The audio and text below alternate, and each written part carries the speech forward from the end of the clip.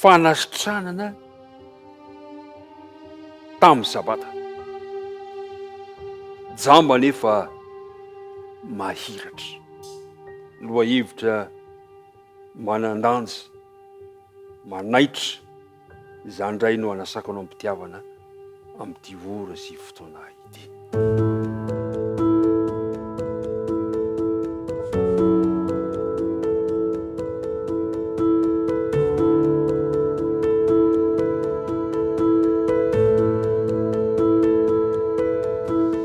Ampifaliana mandrakariva ny anolorana ny fifampiarabana satria ny fifampiarabana mantsy ny mariky ny firaisam-po maneho fa akaika anareo ny tenako izay miaraka amin'tinika izao ten'Andriamanitra izao. Ity am-piandohana trany dia engany ny fahasoavan'ny tompo, ny fiadanan'ny tompo ho anao ka tonga antsika hanana fifaliana eo am-pandinihana ity ten'Andriamanitra ity. Mialohan' izany anefa dia toy ny mahazatatsika dia andao mba hiaraka hivavaka indray isika. Hivavaka isika. Andriamanitra rainay any an-danitro, ianao no Andriamanitra mpahary anay. Andriamanitra izay nitantana anay, Andriamanitra izay nivimbina anay, Andriamanitra izay nanome anay ny alina mangina izay toa aloha saliko ny fahafatesana, ary Andriamanitra namoa anay indray hiatrika tontolo andro vaovao. Misaotra anao izahay fa tsy diso anjara tamin'ny fitantananao. Misaotra anao ihany koa ny amin'ny alalan'ity mpiara-midinika amiko ity, izao mpiaino izao, aoka ny fahasoavanao mba ao aminay mandrakariva. Ka raha handinika ny teninao izahay, dia ilay fanahy mpitaridalana no ampianatra anay ny teninao noho ny amin'ny anaran'i Jesosy. Amen. Ry mpiara-mianatra namana, ilay lohateny manao hoe fanasitrana amin'ny sabata, dia lohateny anankiray izay tindinika anankiray izay somary manahirana ihany. Mialohan'ny andinihana anazy nefa dia tiako ny mba ny tenikely anankiray izay miaraka ny fampirasantsika omaly, fa mila fitandremana ihany tokoa, fa tsy manam-pirofo ny mahavy amin'Andriamanitra azy ny famantarana sy ny fahagagana. Betsaka mantsy amin'izao fotoana izao hoe famantarana fahagagana, tsy midika akory fa avy amin'Andriamanitra izy ireny. Etsakila koa nefa dia tena mety mampidi-doza koa ny fandavana izany raha toa izy kanefa fa avy amin'Andriamanitra. Tsika izany dia mangataka ny fanahy ny fahendrena mba ahafahantsika mijery hoe ty avy amin'Andriamanitra ve sa tsy avy amin'Andriamanitra izao toe-javatra izao. Zany ny zavatra nitranga. Hitantsika maly fa sabata ny andro nanasana ny lehilahy izay narary teo amin'ny farihan'ny Betesda. Dia indro izy fa lasa ny bata ny fandriana.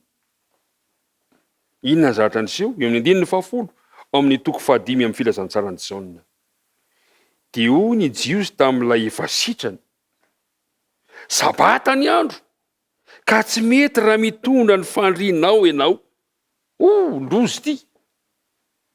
Fa izy faly, sitrana. Fa avy hatrany kosa dia tao fanomezan-tsiny no miandry azy. Sabata ny andro, nahoana ianao no mibata ity fandriana ity.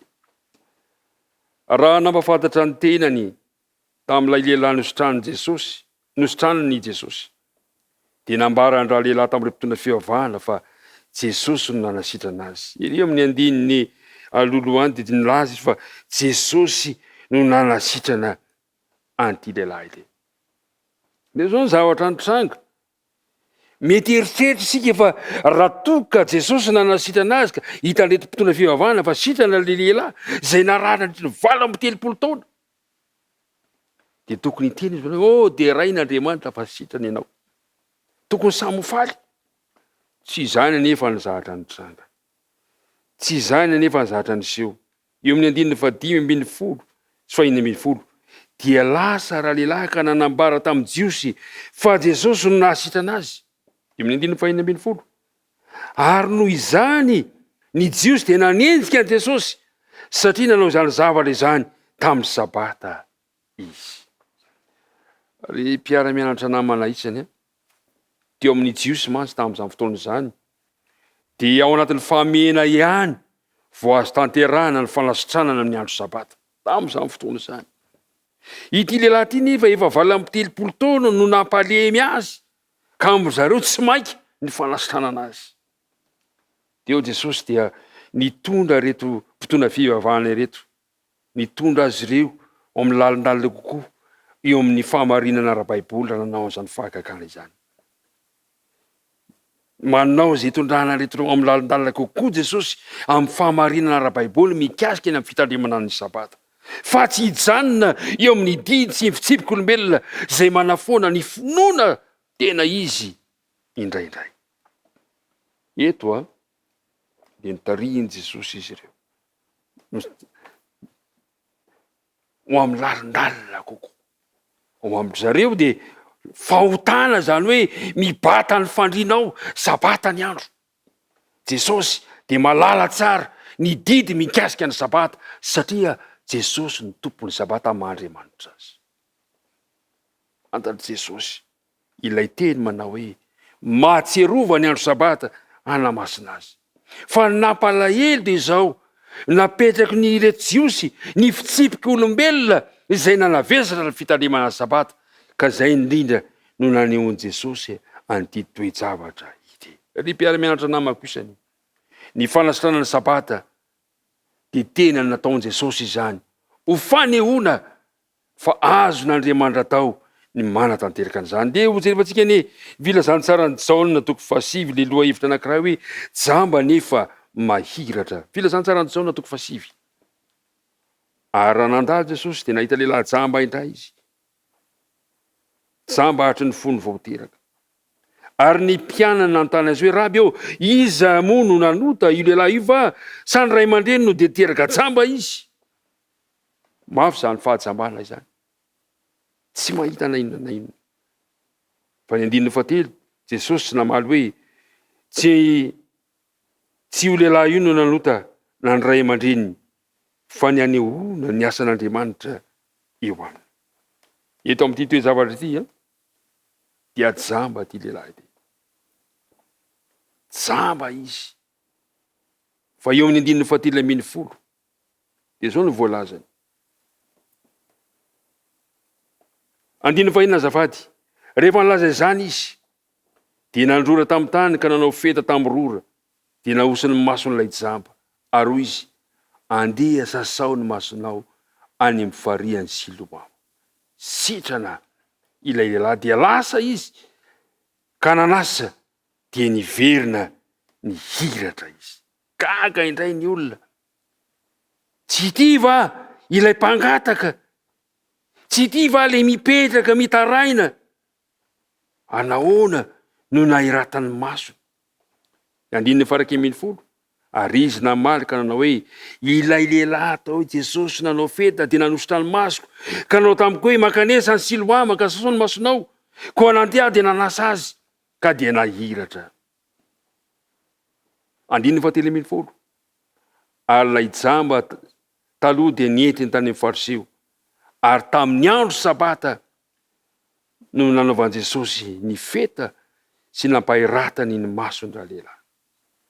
Nanomboka teo indray dia nanomboka sorena tamin'i Jesosy indray ireto Fariseo ireto. Ary hoy ny Fariseo taminy, Fariseo sasany 10 tsy avy amin'Andriamanitra izany lehilahy izany satria tsy mitandrina ny sabata izy.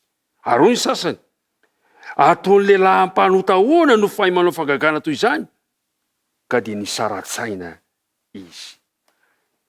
Dia hitarika an'izay fa tena tao anatin'ny fahajambana tanteraka ireo mpitondra fivavahana ireo.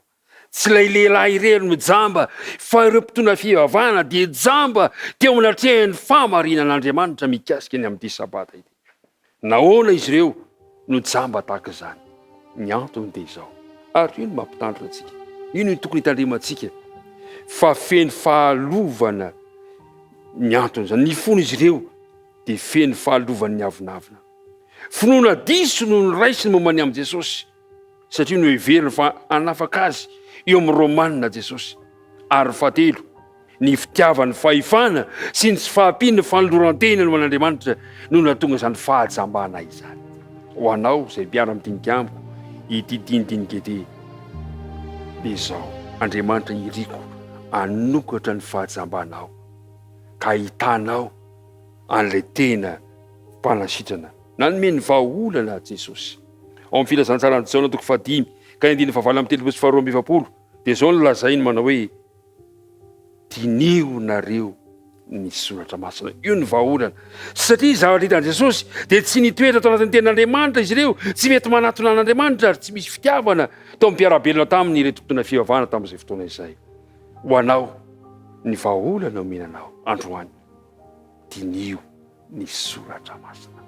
Ka ny tompony anomenao ny fotoana ahafahantsika mandinika ny tenin'Andriamanitra ka ahiratany masom-panahintsika, ahitantsika ny lalana izay tokony andehanantsika amin'izao fiainana izao. Andeha hivavaka indray isika amaranantsika ty dinidinika mahafinaritra ity. Andriamanitra raina eo. Misaotra anao indray izahay fa nomenao fotoana sarobidina fa hanandinika izany lohahevitra izany. Engane mba ampahiratinao ny fahajambana izay mbola mahazo anay. Ary engane mba tsy izahay no andeha anometsiny izany fanasitranana izany rehefa sabata ny andro. Mitahizo ampiaino izao, mitahiny mpiara-mitindinika amiko, nivavaka dia tononona sanatana amin'ny anaran'i Jesosy. Amen.